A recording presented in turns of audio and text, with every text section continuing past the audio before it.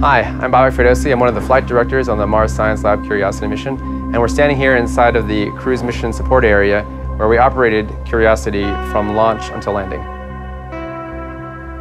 So Curiosity is a lot bigger than some of the rovers we've sent in the past. In fact, it's almost the size of like a car, like the Mini Cooper.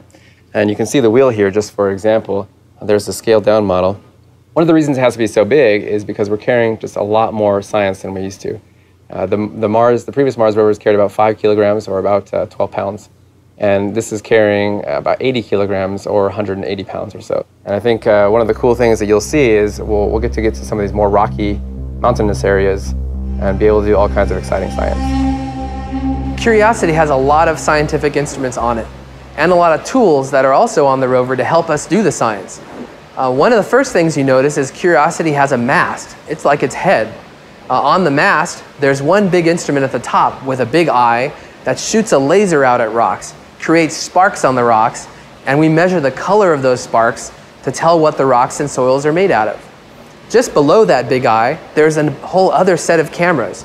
These are our science cameras that help us navigate our way around Mars and figure out what the landscape is telling us.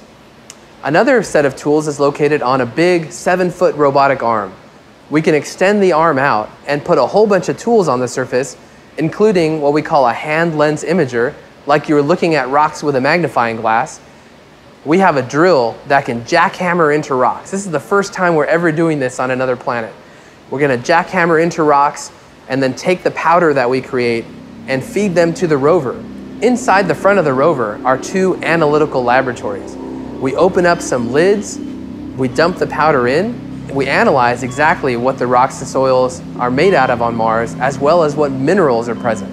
And the minerals are what tell us what the environmental conditions were like in early Mars. We have some sensors that just measure the environment around the rover. For example, we have a weather station. We're going to figure out what the temperatures are, the humidity, the pressure, all the things you look in your daily weather report on Earth. We also measure the radiation. Radiation is something that's harmful to astronauts. So one day when we send astronauts to Mars, we want to figure out what radiation levels they have to survive. So Curiosity is looking ahead to that time and is going to measure that radiation for us. This is a wonderful rover with so many different experiments that we're going to do during its mission. For more information about Curiosity, check out nasa.gov/Mars.